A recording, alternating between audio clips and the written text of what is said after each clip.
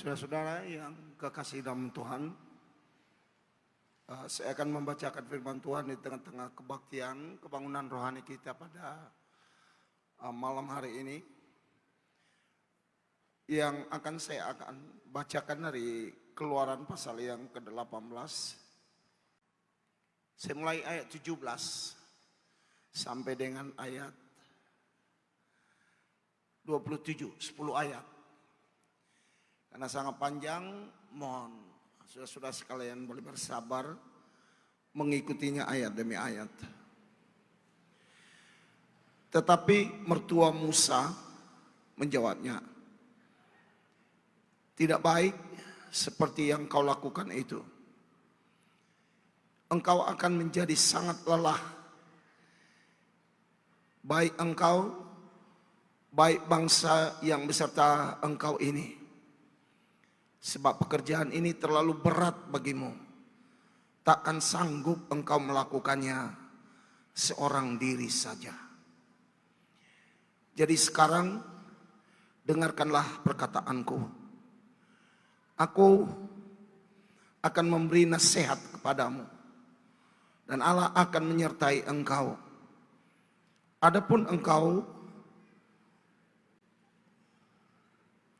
wakililah bangsa itu di hadapan Allah, dan kau hadapkanlah perkara-perkara mereka kepada Allah.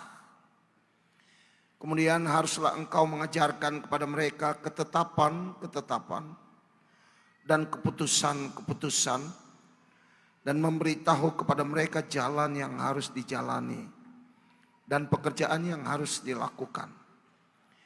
Di samping itu, kau carilah dari seluruh bangsa itu orang-orang yang cakap dan takut akan Allah, orang-orang yang dapat dipercaya dan yang benci kepada pengejaran suap.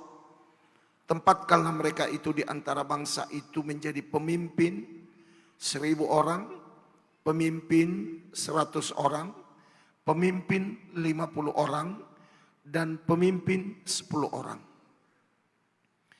Sewaktu-waktu mereka harus mengadili di antara bangsa, maka segala perkara yang besar haruslah di hadapan mereka kepadamu. Tapi segala perkara-perkara yang kecil diadili mereka sendiri. Dengan demikian mereka meringankan pekerjaanmu, dan mereka bersama-sama dengan engkau akan menanggungnya. Jika engkau berbuat demikian dan Allah memerintahkan hal itu kepadamu, maka engkau akan sanggup menahannya, dan seluruh bangsa ini akan pulang dengan puas, senang ke tempatnya." Musa mendengarkan perkataan mertuanya itu, dan dilakukannya lah segala yang dikatakannya itu.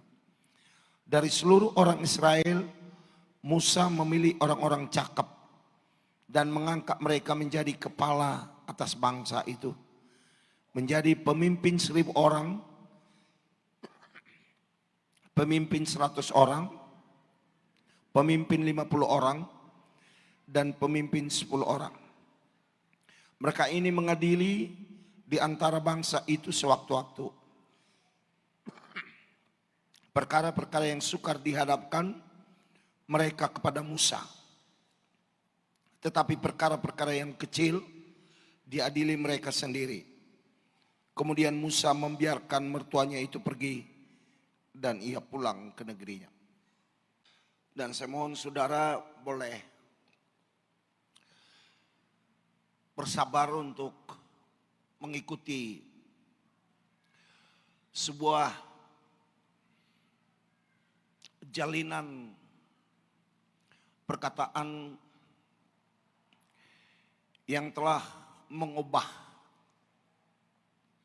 performance, attitude, dan penyelenggaraan dari kepemimpinan Musa. Sejak ini dia tidak akan pernah sama lagi. Dia menjadi orang yang mempunyai sebuah pegangan yang pasti untuk memberikan semangat kepada bangsa ini. Semua orang tahu bahwa Musa ini adalah orang yang sangat spesial. Orang yang sangat bersifat khusus. Dia terlatih dalam begitu banyak hal. Walaupun dia itu keturunan Ibrani yang dibesarkan selama 40 tahun di istana Firaun. Sebuah kerajaan Mesir yang sangat hebat, luar biasa. Dan terkenal dengan kemampuan perang yang sangat prima. Teknologi yang sangat tinggi. Strategi sosialistik yang sangat hebat. Latar belakang Musa ini bukanlah sebuah latar belakang yang sederhana. Sebagai orang istana dan dibesarkan selama berpuluh-puluh tahun dengan fasilitas kebangsawanan dan fasilitas kerajaan, dia bukanlah orang yang sangat enteng dan tidak bisa dianggap enteng oleh siapapun. Tetapi saudaraku yang kasih sama Tuhan, ada fase hidupnya di mana kita tahu persis bagaimana Musa ini menjadi orang yang melakukan pekerjaannya berbanding terbalik dengan latar belakangnya. Dari seorang kesatria panglima yang dipenuhi dengan segala analisis, kemampuan strategi, dan seluruh ilmu dasar yang dimiliki oleh manusia termaju, manusia terintelektual pada zaman itu. Tapi itu semua menjadi sebuah hal yang harus tanda kutip ditinggalkannya. Karena dia memasuki sebuah pekerjaan yang bersifat khusus dan bertolak belakang dengan latar belakangnya itu. Dia hendak dipakai oleh Tuhan untuk memimpin sebuah bangsa yang sudah tertawan beratus tahun. Paling sedikit 430 tahun mereka ada di dalam perhambaan itu. Secara praktikal mereka hidup selama 215 tahun dalam penghambaan yang tanda kutip betul-betul pengalaman buruk, pengalaman yang sangat menyayat hati setiap orang yang tahu sejarah ini. Kesanalah Allah mencoba mengarahkan seorang tokoh seperti Musa ini. Ketika dia mulai pekerjaan ini, mertuanya Jitro itu melihat bahwa mantu ini tidak akan pernah bisa bertahan lama. Ini tidak akan pernah mampu melakukannya. Karena semua dilakukannya dengan sendiri saja. Dia melakukannya dengan semangat yang tinggi, komitmen yang penuh, yang tidak tahu lelah, dan tidak tahu siang dan malam. Dan kemudian Yitro melihat ini bahaya. Segala sesuatu yang tidak dilakukan dengan cara berhikmat tidak akan bertahan lama. Segala sesuatu yang hanya diandalkan kepada semangat tok, niat tok, kemauan tok, itu tidak akan bertahan. Saudaraku yang kekasih sama Tuhan, ketika Allah itu menciptakan manusia sebagai makhluk yang bergerak, sama seperti semua ciptaannya itu adalah ciptaan yang bergerak. Allah itu adalah yang bergerak. He never ceased to create, even until now, when many people doesn't understand. Dia itu menciptakan manusia itu dalam sebuah kegerakan. Semua ciptaannya itu bergerak. Alam semesta ini bergerak. Ilmuwan menemukan pergerakan yang dimiliki oleh alam semesta ini tidak pernah berhenti. Sudah bermiliar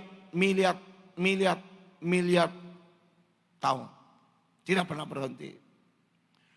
Mereka meledak, exploded kepada segala arah. Semua yang di dalamnya bergerak. Tetapi saudaraku yang kekasih sama Tuhan, Allah menganugerahkan pikiran kepada manusia itu. Manusia itu saudaraku yang kekasih sama Tuhan memiliki kapasitas untuk memilah-milah. Untuk mengatur ruang dan waktu. Artinya saudaraku, mereka tidak hidup saja dalam ruang dan waktu itu, tetapi mereka bisa mampu untuk mengatur.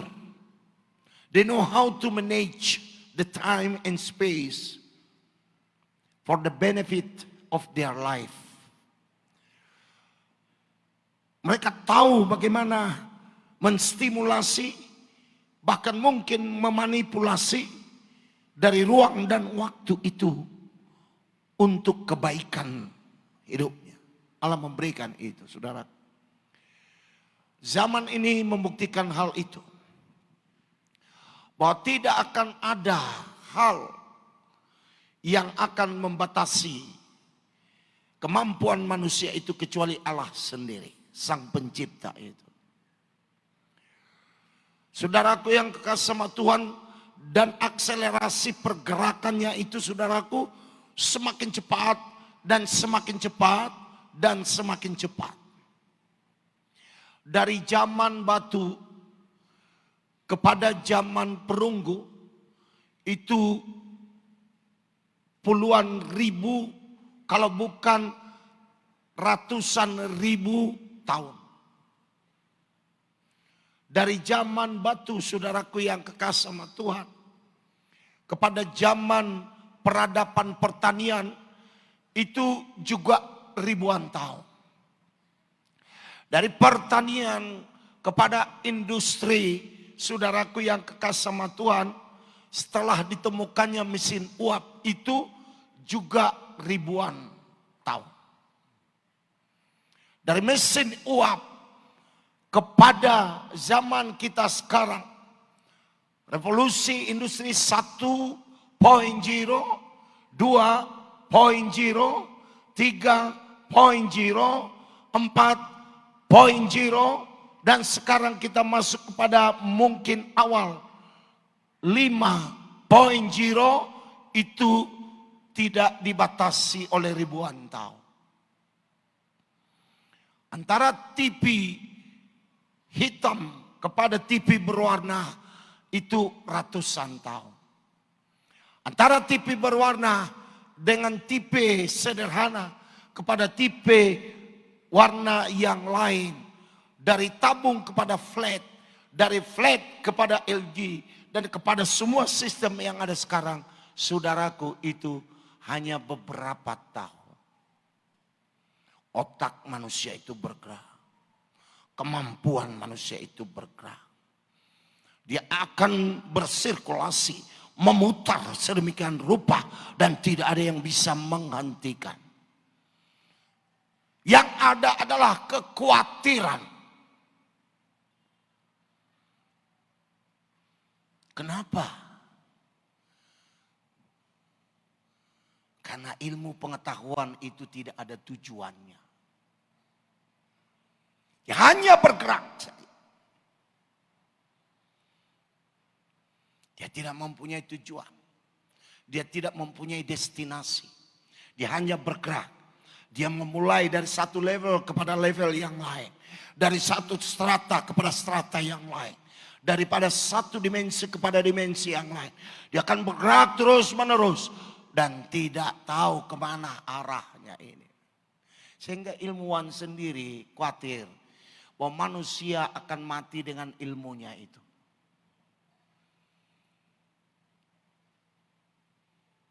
Mereka mulai membangun sebuah teori-teori atas kemampuan manusia ini, saudaraku yang kasih Tuhan. Atas kemampuan manusia itu, atas kemampuan teknologi itu, akumulasi pengetahuan manusia itu, saudaraku yang kekasih sama Tuhan, sudah dikelola sedemikian rupa. Jadi bukan parsial dari pengetahuan manusia itu, tetapi seluruh akumulasi dari seluruh pengetahuan yang pernah ada di muka bumi ini diperas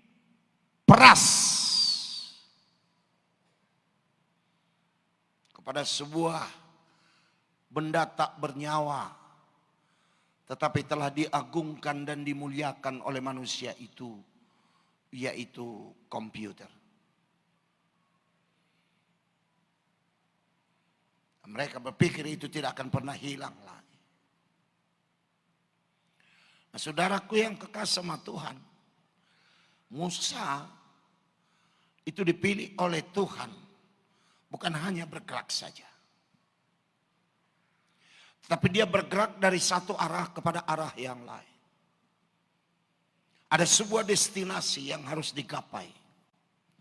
Ada sebuah tujuan yang harus pasti akan dicapai oleh mereka.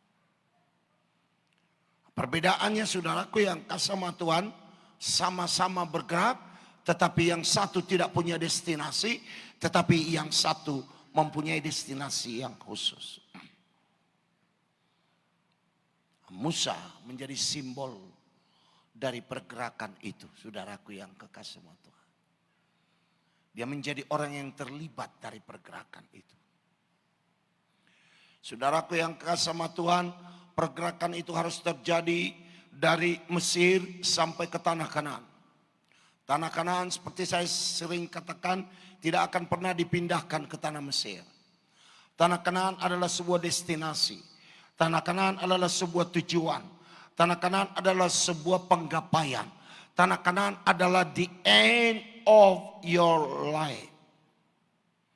Itu adalah akhir dari hidup. Jadi apa yang kau mulai harus engkau akhiri. Tuhan akan membuka sebuah keadaan yang luar biasa bagi manusia ini. Dan Musa inilah menjadi simbolnya. Bagaimana engkau memimpin jemaatmu ini. Bagaimana engkau mengarahkan mereka kepada destinasi yang benar. Bagaimana engkau memanage hidup mereka. Supaya mereka menjadi orang-orang yang betul-betul mempunyai komitmen. Dengan seluruh pengelolaan niat, kehendak, kebebasan memilih, berpikir. Dan juga melakukan segala sesuatu dengan bebas. Tetapi saudaraku yang kasih sama Tuhan. Mertuanya mengatakan, mbok engkau manage itu semua. Kau tidak akan pernah bisa tahan melakukan itu. Untuk menggapai tujuanmu itu. Menggapai destinasi yang sudah dinyatakan oleh Allah kepadamu. Menggapai sebuah pekerjaan yang engkau telah mulai. Ingat bahwa Musa itu memulai pekerjaan itu berumur 80 tahun. Bagian kedua dari hidupnya. Bagian pertama adalah 40 tahun di istana Mesir. Bagian kedua adalah menjadi perenung. Selama 40 tahun. Di kampung mertuanya. Nah, sekarang tiba di ujung 80 tahunnya. Dia memulai fase baru selama 40 tahun. Dan ini tidak bisa lagi seperti 40 tahun yang pertama. Karena itu beda. Di sana dia belajar segala sesuatu pergerakan yang tidak akan pernah berujung. 40 tahun saudaraku Yang kedua, dia tidak kemana-mana. Dia hanya perenung saja. Menjadi gembala. Gembala yang bukan miliknya. Gembala yang tidak menggembalakan kambing dan dombanya, melainkan kepunyaan mertuanya. Tetapi fase yang terakhir, bagian ketiga dari hidupnya itu, dia akan memulai sesuatu. Dia akan memulai sesuatu dan akan mengakhirinya di satu tempat. Dia akan memulai sesuatu dan akan bergerak ke suatu arah. Daktipel tohon. Ini ke satu arah, saudaraku yang kekasih sama Tuhan. Gereja adalah sebuah tanggung jawab. Gereja adalah sebuah pemahaman yang harus dilihat dari sebuah pemahaman sorga. Jadi kita tidak boleh memahami gereja itu secara kontemporer saja. Kita tidak boleh memahami gereja itu secara bagian-bagiannya saja. Tapi kita harus memahami apa maksudnya. Jadi gereja itu mempunyai panggilan. Seperti Musa mempunyai panggilan. Dia tidak pernah bertanya untuk apa aku. Allah sudah tahu. Kau harus mengeluarkan bangsaku dari tanah Mesir dan membawa mereka ke tanah perjanjian yang aku telah janjikan kepada nenek moyang mereka, Abraham. Nah, saudaraku, Jethro melihat kebaikan Musa untuk bekerja juga tidak cukup. Bahwa apa yang dilakukannya itu jangankan selama 40 tahun kemudian, sesuai dengan pengetahuan yang kita tahu setelah buku ini ditulis dan tidak akan pernah sampai di sana. Maka Jethro memberi nasihat kepada dia. Kau tidak akan pernah sanggup melakukan itu sendiri. Kau harus membangun sebuah sistem. Kau harus membangun sebuah struktur yang terbaik. Supaya jangan sia-sialah segala kehendakmu itu, segala full commitment itu, segala janjimu itu kepada Tuhan, segala kebaikan yang mungkin engkau miliki, tetapi atur itu sedemikian rupa. Jangan engkau seperti apa yang dikatakan Paulus, pelari yang tidak mempunyai tujuan, petinju yang hanya memukul dengan sembrono. Sia-sia energimu itu. Sia-sia tenagamu itu. Lalu Jethro memberikan peluang itu kepada dia. Bikin ini, buat ini. Cari pemimpin-pemimpin yang cakap. Supaya wewenangmu itu didelegasikan, pikiranmu itu didelegasikan kepada orang lain. Karena kalau pikiranmu itu tidak didelegasikan, maka tidak ada orang yang dapat membantu engkau. Tidak ada orang yang dapat mengerti untuk membantu pekerjaanmu itu. So how to delegate your thought? How to delegate your opinion? How to delegate your ideology? How to delegate your doctrine? How to tell it to the people? You need to do such great things as a leader of this nation. Sebagai pemimpin bangsa. Pemimpin yang gagal memperjelas apa yang dia pikirkan untuk diberikan kepada jemaat, kepada yang dipimpinnya akan gagal. They will be scattered all over. Mereka akan berserak kemana-mana. Mereka akan memiliki pikiran-pikiran mereka sendiri untuk melakukan pekerjaan. Ketika Yesus, saudaraku, memilih 12 murid untuk dijadikannya sebagai pusat pengertian, pusat pengalaman, pusat doktrinal, pusat ideologinya, pusat belajar, pusat training. Saudaraku, dia hanya memilih 12 orang. Dan dia berharap 12 orang ini akan diberkati olehnya untuk memilih murid-murid mereka. Sehingga pergilah ke seluruh dunia ini dan jadikanlah segala bangsa itu menjadi murid. Baptislah mereka dalam Allah Bapa, Anak dan Roh Kudus. Dan ajarilah mereka tentang segala sesuatu yang aku ajarkan kepadamu. Ketika engkau menjadi pusat perhatianku, ketika engkau menjadi pusat pengajaranku, ketika aku membuat engkau berpengalaman, ketika engkau menjadi bagian dari pemikir-pemikir sorgawi yang akan mempengaruhi dunia ini, yang akan mempengaruhi alam semesta ini. Nah, pengaruhmu bukan hanya di dunia ini, sudah. Pengaruhmu sampai kepada alam semesta. Pernahkah saudara tahu bahwa alam semesta ini tergantung kepada kejadian apapun yang ada di muka bumi ini? Jadi saya tidak terlalu menyalahkan teolog-teolog gereja lama. Mereka yang hidup dalam abad ketiga, keempat, kelima, keenam, ketujuh, sampai kepada abad yang ke-16, ke-15, 16. Kalau mereka berpikir bahwa dunia ini adalah pusat semesta, tidak terlalu salah mereka mengatakan itu. Walaupun kemudian Kopernikus menemukan dan orang-orang yang lain seperti Galileo Galilei menemukan bahwa pusat sebenarnya adalah matahari. Tetapi matahari adalah bagian dari bumi, saudaraku. Ketika Allah memfokuskan ciptaan itu kepada bumi, di mana engkau menjadi orang di sana. Sayang, manusia-manusia ini masuk dalam sebuah sistem dosa yang bersifat kekal. Bukan dosa kontemporer, bukan dosa biasa-biasa saja, tapi dosa yang kekal. Maka manusia ini, saudaraku, masuk di dalam kematian. Untung saudaraku yang kasih sama Tuhan, Tuhan membuka jalan untuk memulihkan manusia itu. Dan alat-alat pemulihan itu, untung Allah memberikan kesempatan untuk menemukan yang sesat itu, supaya mereka dibawa ke jalan benar. Dan alat untuk membawa kepada jalan kebenaran itu adalah kau, adalah saya. Karena itu saudaraku yang kasih sama Tuhan, kita selalu harus membangun sistem, cara untuk mengelola gereja kita ini, mengelola jemaat kita ini, atau apa yang kita lakukan dengan jemaat kita ini.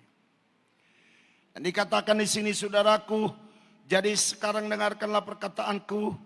Aku akan memberi nasihat kepadamu.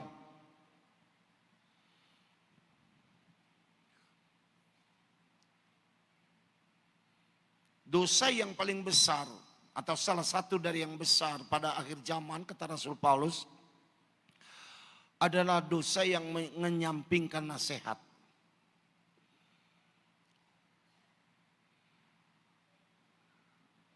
Karena kenapa manusia cenderung untuk menyampingkan nasihat? Karena sudah ada kebebasan yang kebablasan.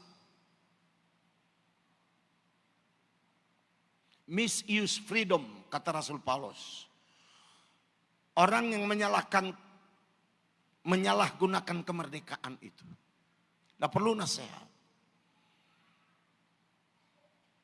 Karena kalau ada kesalahan, orang memberi nasihat dengan ukuran kebenaran. Maka yang salah itu menjadi jelas salah karena ada ukuran kebenaran. Saudaraku yang kasih mata. Jadi kesalahan itu bisa diubah. Seperti apa perubahannya? Bagaimana perubahannya? Lalu bagaimana ukurannya? Karena ada kebenaran sebagai tolok ukurnya. Sekarang tidak ada tolok ukur lagi. Nah, tolok ukur itu adalah kemampuan ilahi yang diberikan oleh Allah kepada alam semesta, kepada pikiran manusia, kepada jiwa manusia, dan yang paling penting kepada roh huruf kecil daripada manusia. Allah memberikan itu kepada mereka. Semua itu alat untuk mencapai tujuan sebagai manusia Nah, saudaraku yang kasih sama Tuhan, kan tidak ada manusia itu sudah mencoba menjadi Allah untuk dirinya sendiri. Seorang presiden Amerika pernah mengatakan dengan sebuah pertanyaan, apakah kita Allah itu? Seorang tokoh perempuan kulit hitam, American Negroes, American Black people, pernah mengatakan bahwa we are the God. Kitalah Allah itu. Nah, Allah itu tidak pernah salah. Allah itu tidak perlu dinasehati. Allah itu tidak perlu membuat perbandingan. Karena dia absolut di dalam dirinya sendiri. Dan dosa pertama, saudaraku yang kekasih sama Tuhan, bukan dosa Adam, tetapi dosa Lucifer yang berpikir bahwa dia setara dengan Allah. Bahwa dia setara dengan Allah. Tidak ada ukuran moral, tidak ada ukuran sosial, tidak ada ukuran apapun. Karena apa yang diukurkan kepada ukuran ini, dengan apa diukurkan kepada sebuah kebenaran itu tidak ada. Karena kebenaran itu absolut, tidak bisa diubah-ubah dan tidak ada bandingan. Nah, manusia mencoba, saudaraku, seperti Allah sendiri, sehingga dia tidak perlu nasihat.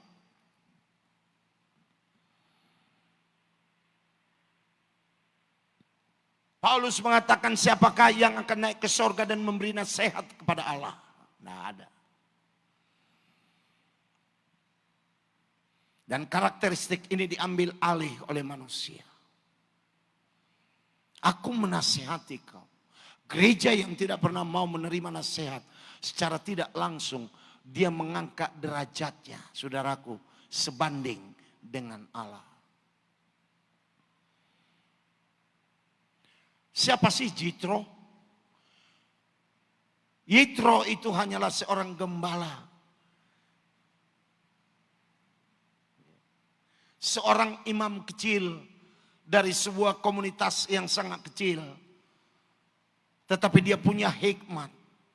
Saudaraku, pernahkah saudara tahu bahwa Alkitab menyatakan hikmat itu tidak hanya dimiliki oleh manusia, tetapi dimiliki oleh semut, dimiliki oleh burung, dimiliki oleh belalang, dimiliki oleh pelanduk, dimiliki oleh ikan, dimiliki ini. Tetapi manusia, saudaraku yang kekasih sama Tuhan, kehilangan hikmat itu dan hanya memakai pikirannya. Dan pikirannya itu masuk di dalam sebuah pergerakan untuk dirinya sendiri. Seakan-akan tidak ada Allah. Saudara, sudah buka YouTube saudara, tidak ada lagi Allah di Amerika.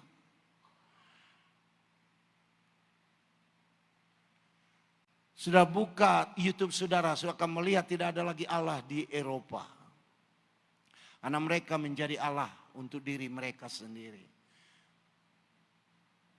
So they don't need any advice.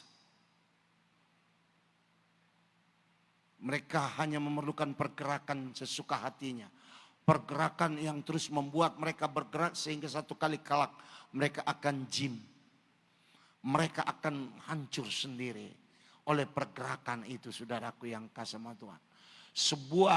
Sebuah benda bergerak yang diatur secara mekanistis, dia punya kemampuan terbatas, saudaraku.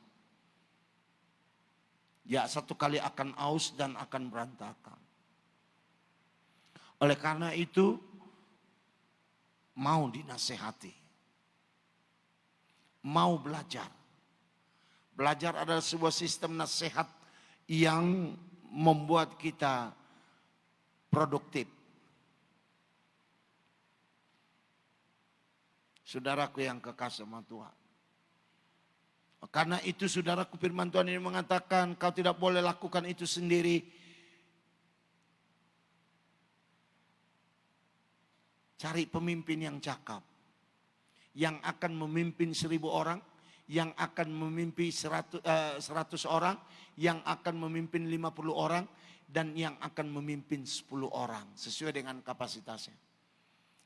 Secara tidak langsung Yesus memberikan angka ini kepada perumpamaan 5 talenta, 2 talenta, dan 1 talenta. Tidak ada persoalan. perbedaannya adalah di kapasitas. Nah, firman Tuhan itu mengatakan sesuai dengan kemampuan mereka masing-masing. Kemuliaannya sama. Penghormatannya sama. Apresiasinya sama. Walaupun yang 5 mendapatkan 5 jadi 10. Yang 2 mendapatkan 2 menjadi 4. Dan kemudian saudaraku yang 1 sayang itu ditutup. Jadi tidak ada perbedaan sebenarnya antara sintua dan guru dan pendeta. Seperti apa yang kita miliki sekarang. Berlomba-lomba jadi pendeta. Sehingga satu gereja sekali mengangkat 4-5 pendeta. Dan jemaatnya hanya 6 orang. Saudaraku yang kekasih sama Tuhan. Karena mereka kehilangan nilai panggilan itu. Saya pernah diberitahu oleh sekjen kita ini Okto dengan berkata, nasubui dua uga bisi tua.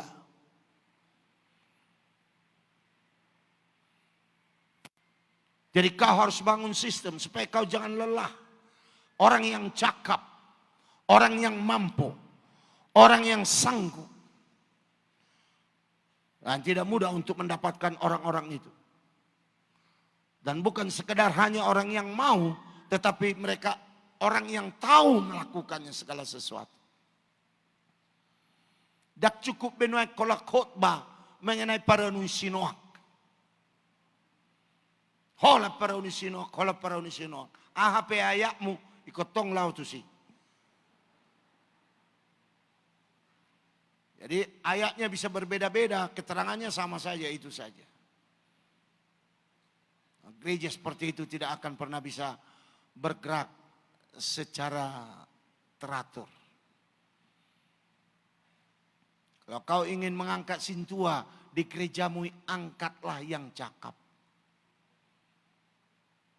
Kalau dia tidak cakap, paling sedikit dia baik. Kalau dia tidak baik, paling sedikit dia orang yang proaktif. Daksi babababau. Tapi dia tahu apa yang dia lakukan. Fungsional dan operasional. Dalam Roma pasal 12 bahwa Paulus mengatakan tubuh Kristus itu adalah masalah fungsional dan operasional. Mata melihat, kaki berjalan, tangan mengambil. Bagian dalam usus melakukan, pankreas bekerja, hati bekerja,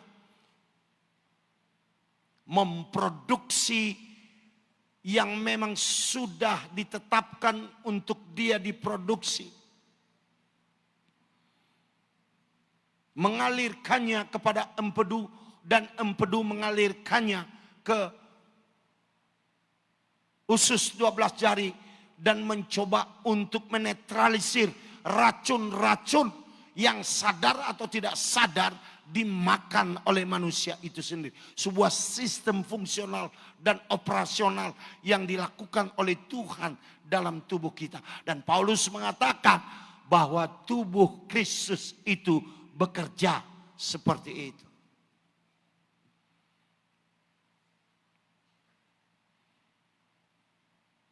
Karena itu saudaraku,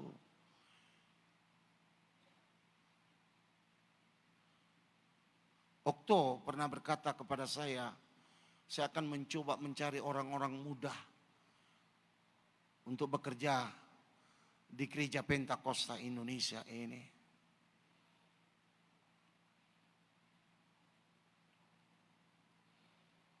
Saya akan memungsikan mereka. Saya akan membuka jalan kepada mereka. Aku akan membuka kesempatan kepada mereka.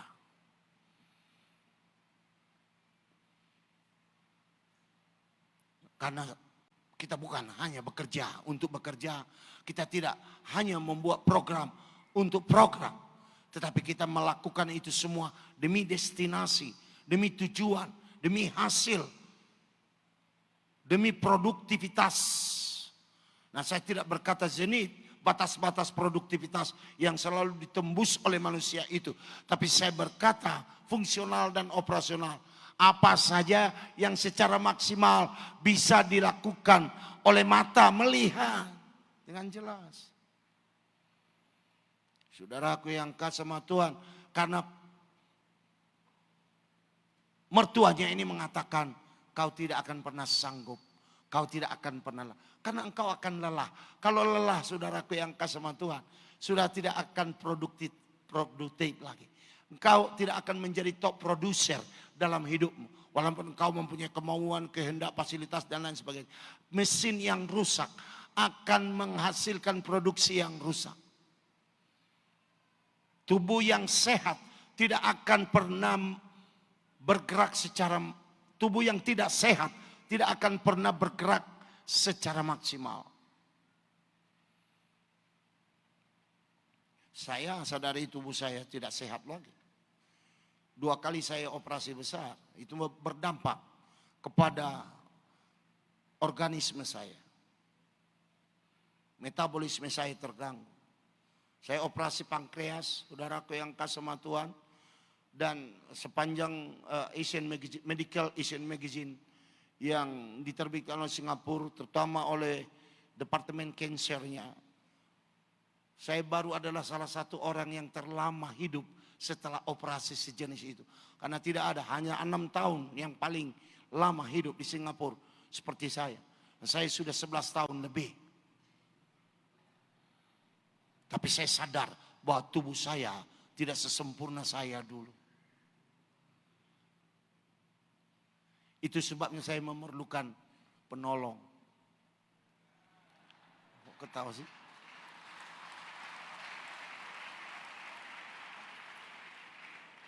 Pilihlah yang cakap di antara mereka. Pilihlah yang mampu, pilihlah yang ahli, pilihlah yang berdedikasi tinggi untuk hidupmu itu. 45 tahun saya ditolong oleh istri saya, almarhum, membuat performance saya bagus. 80% saya yang saudara lihat itu adalah hasil dari pertolongan, hasil dari nasihat, hasil dari refungsional, reoperasional, re-engineer, refill, diisi kembali, saudara. Re-energize, harus ada re-energize. Saya ketemu dengan Bapak Pendeta Silalahi, saya tidak lihat dia di sini karena dia baru operasi besar. 3 kali ini dia dioperasi. Dan Bapak itu datang ke tempat saya minum kopi dan ditunjukkannya, saudaraku yang kekasih sama Tuhan, bagaimana orang dokter Jakarta mengoperasi dia. Maka filmnya ditunjukkan kepada saya. Saya lihat di film itu kiri dan kanan tubuhnya itu penuh dengan besi-besi. Mulai dari ujung dadanya sampai ujung besi semua. Dia tunjukkan baut. Di dalam plastik itu, baut yang diambil dari tubuhnya itu yang diganti. Saya rasa ada 30 keping bautnya.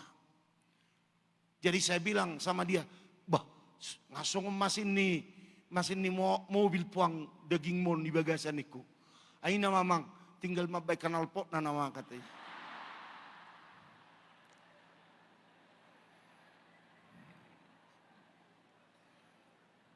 Mana dia Silalai ada sini. Dia yang bilang itu. Kalau mabay kanal pot na mana bang katanya. Saya sadar bahwa saya juga punya mekanisme yang sudah hancur dalam hidup saya. But I want to make a new function of my life. A new dimension of my ministry. A new dimension of my duty and task. Seperti itu. Ada program-program itu. Saudaraku yang kasih sama Tuhan, Musa membenahi dirinya. Musa mulai melihat apa-apa dari kelemahan-kelemahan yang ada di dalam hidupnya itu yang perlu dibenahi, saudaraku yang kekasih. Kau harus melihat kelemahanmu sebagai pelayan di tengah-tengah gereja itu. Barulah kau bisa membenahi. Sebab kalau kau merasa tidak sakit, kau tidak perlu dokter atau dokter. Kalau kau merasa tidak pernah berdosa, kau tidak perlu pengampunan. Kalau kau merasa tidak pernah mempunyai kelemahan, engkau tidak perlu Roh Kudus. Karena Roh Kudus itu yang memberikan kekuatan, semangat baru, dan juga pandangan baru, penglihatan yang baru, visi yang baru, untuk menjadikan kau menjadi misionaris yang baru, yang bisa melakukan segala sesuatu demi tanggung jawabmu sebagai pemimpin 1000 orang, 100 orang, 50 orang, ataupun itu 10 orang. Sama cakapnya. Hanya saja kau ditempatkan kepada 10 orang. Kalau Tuhan mau, dia bisa tempatkan kau kepada 50 orang. Kalau engkau, saudaraku, mempunyai kemampuan untuk mengelola itu, kau bisa ditempatkannya di 100 orang. Dan kalau kau setia kepada 100 orang itu, kau bisa ditempatkannya menjadi pemimpin 1000 orang. Puji Tuhan. Alana molo haposak ko dinautik pasahaton nama tuho naubalga siak kasomalammu. Jadi saudaraku yang kekasih sama Tuhan, mencapai tujuan adalah ketika kita ingin memperbaharui diri kita, memfungsikan kembali hidup kita. Saudaraku yang kekasih sama Tuhan, saya tidak tahu apa persoalan yang saudara hadapi sebagai pelayan dalam gereja saudara. Tapi paling sedikit benahilah hidupmu itu. Yang pertama engkau benahi adalah rumah tanggamu. Kalau kau masih punya istri, mulailah engkau mencintai istrimu itu. Dan dia tahu bahwa kau mencintai dia.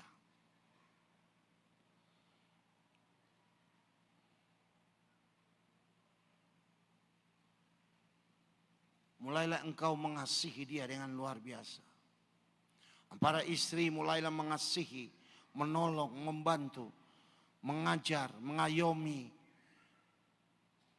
Dengan tanpa mempermalukan para suami-suamimu. Karena istri itu adalah kehormatan daripada suaminya, bukan sebaliknya. Istri banyak menjadi kehormatan daripada suaminya. Sehingga orang memperbincangkan dia di gerbang-gerbang kota. Memperbincangkan dia di persimpangan jalan. Memperbincangkan dia di toko-toko. Memperbincangkan dia dimanapun. Karena dia adalah dia adalah suami dari seorang istri yang bijaksana. Jeunak kolak kepengai erutamu. Unak seolat tu hepengai matamu. Alai asima joramu mangidak kamat tahun ni.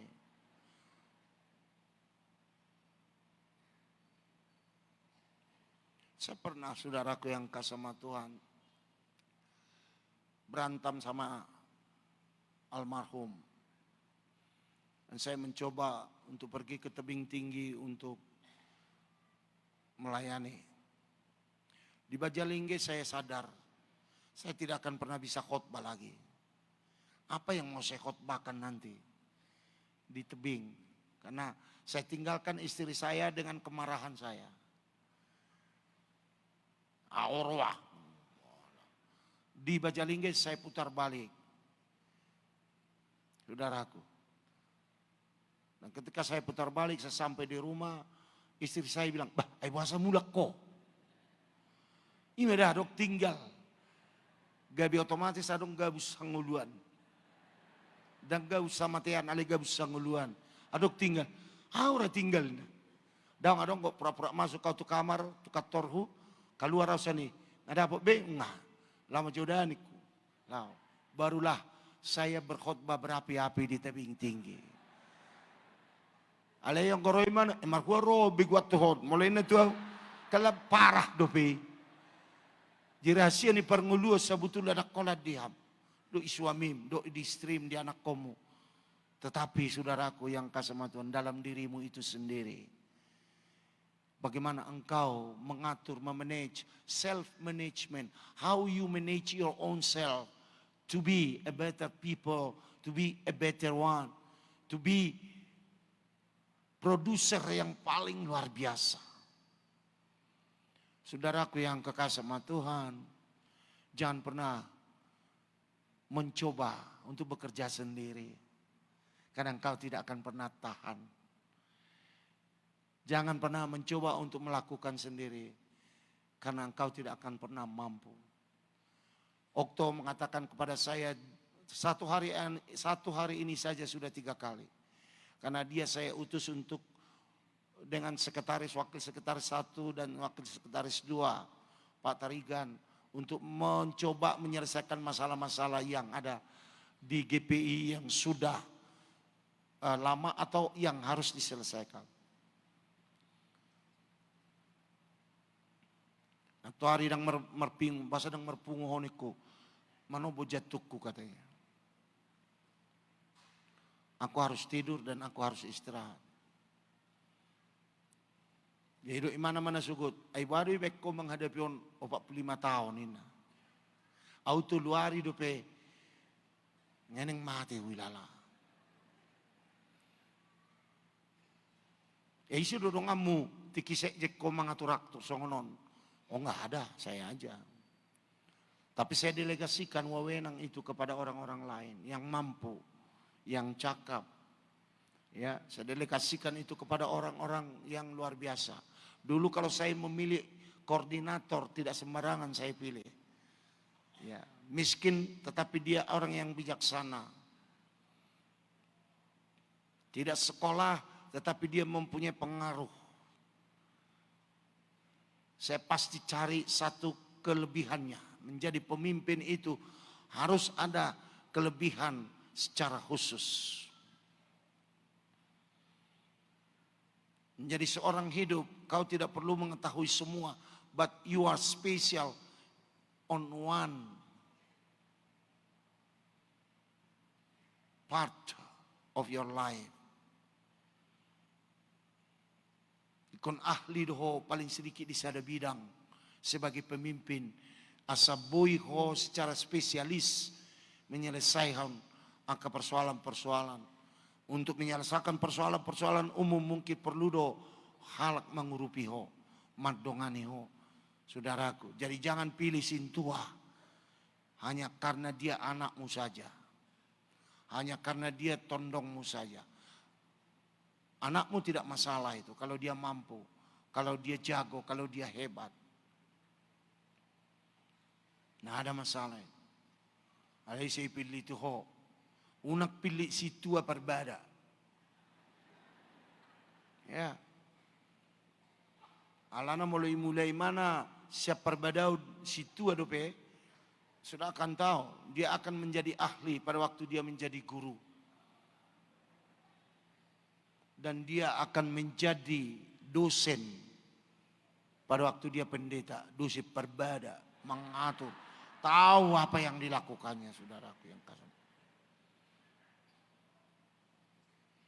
Marbadan dan irokna dakolan hata, gudang go halak, gudak katana alayang gorohana berjudo, dohot doroha, dohot do sistem. Kedengkian, kebencian, dendam, segala macam kepahitan hidup, kepahitan hati, teropong. Ya, dia tidak punya cermin tetapi teropong. Semua diteropong. Kalau saudara teropong tai lalat di muka istri saudara itu bukan permanisan lagi, tetapi dia itu akan menjadi monster. Kalau saudara teropong itu, iya. Tetapi kalau saudara lihat dia secara natural dan biasa, maka itu permanisannya. Kalau dia punya tai lalat di sini, maka saudaraku dia mbak bintang film India. Saudaraku. Tapi kalau saudara bikin teropong, maka bulu-bulu dari tai lalatnya itu akan muncul dan dia menjadi monster yang menakutkan. Saudaraku yang kasih. Itu sebabnya berbahagialah yang kesalahannya telah diampuni. Haleluya. Berbahagialah orang yang pelanggarannya telah ditutupi. Haleluya. Institusi ini, kemampuan ini diberikan oleh Tuhan kepada kita. Okto pernah tanya kepada saya, Badi bapak majalo-jol mana songoni katanya. Karena waktu itu dia melihatnya saja sudah benci. Jangankan ngomong, apalagi bergaul, apalagi akrab, apalagi intimasi. Melihatnya saja dia sudah benci. Baru bapak majalo songoni halakna katanya. Karena bagi saya ada institusi. Ada institusi pengampunan di sini, ada institusi perbaikan di sini, ada institusi proporsional. Apa itu proporsional? Meletakkan barang yang benar di tempat yang benar, bukan di tempat yang salah.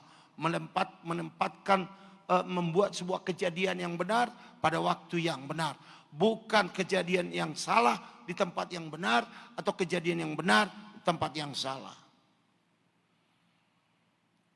Pemimpin harus mampu seperti itu.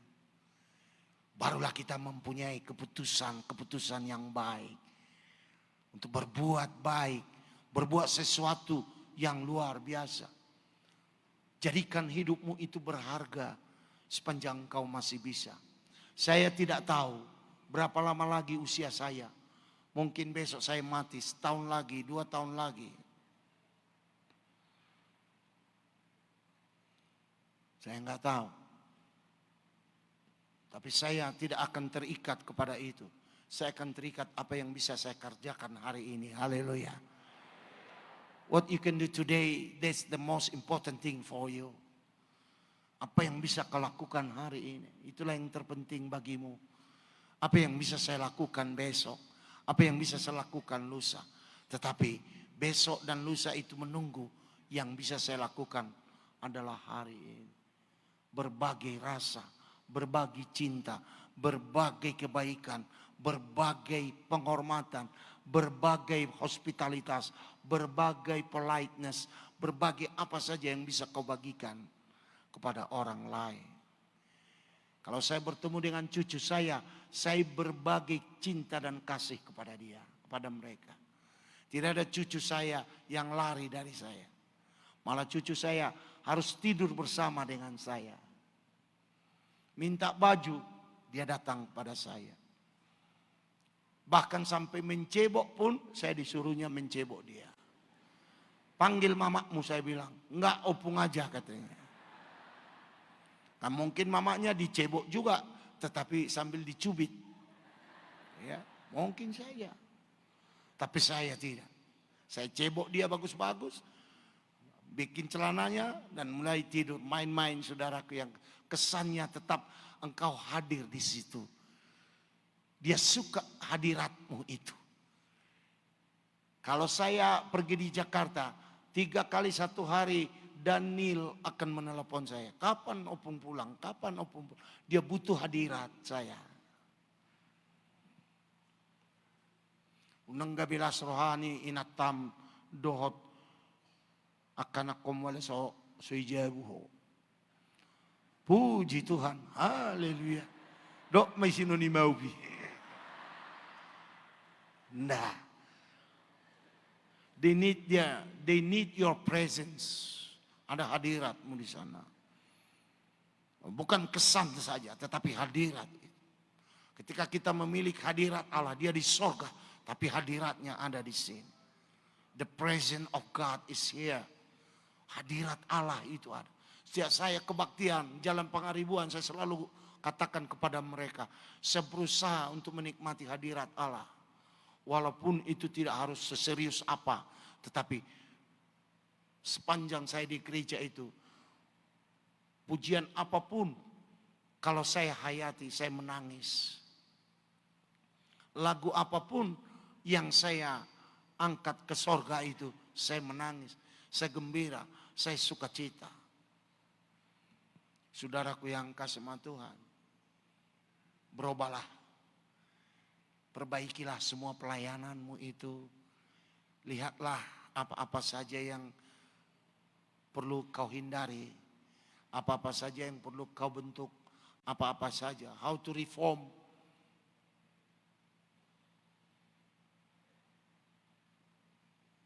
How to refunction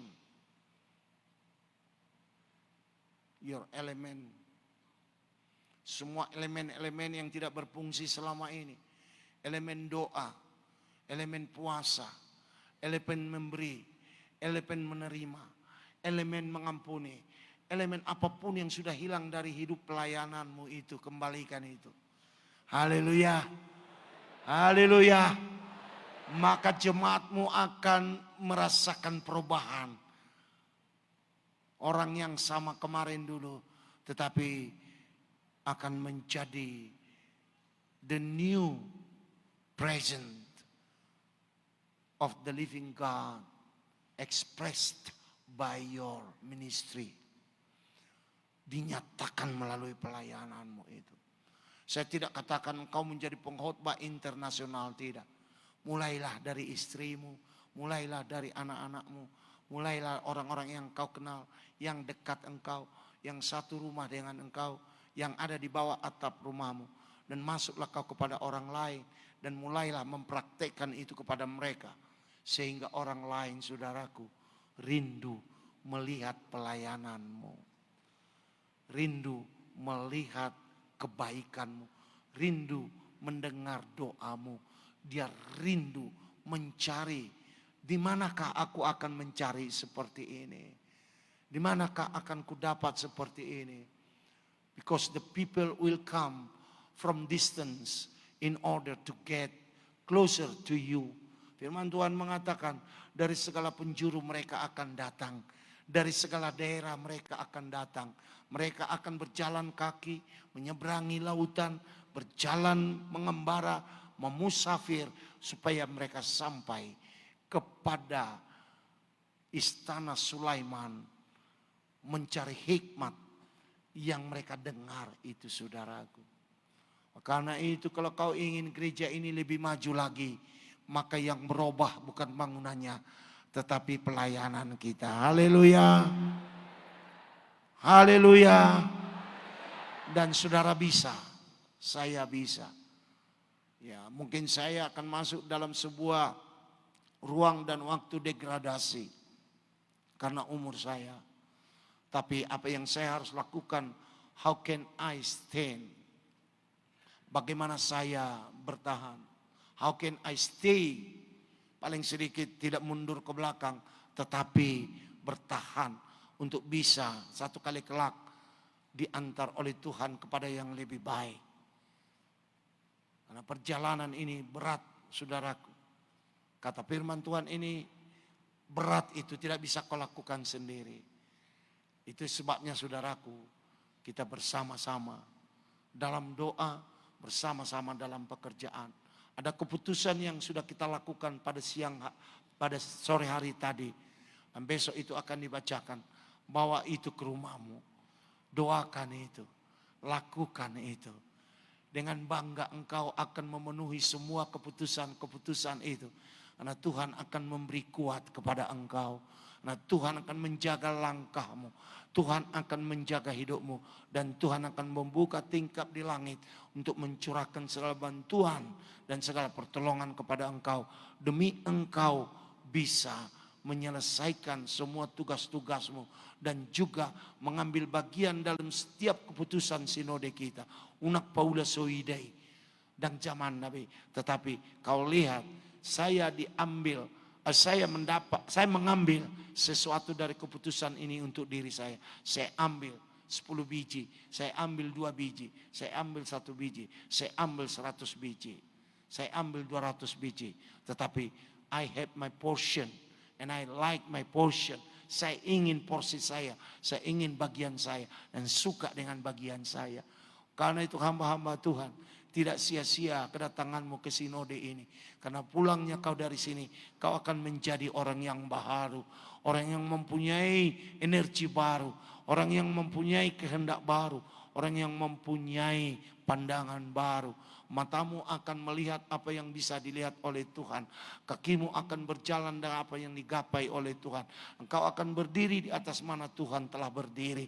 Sehingga engkau menjadi bagian dari pelayanan ini. Dan disempurnakan oleh Tuhan. Haleluya. Haleluya. Mari kita bangkit berdiri.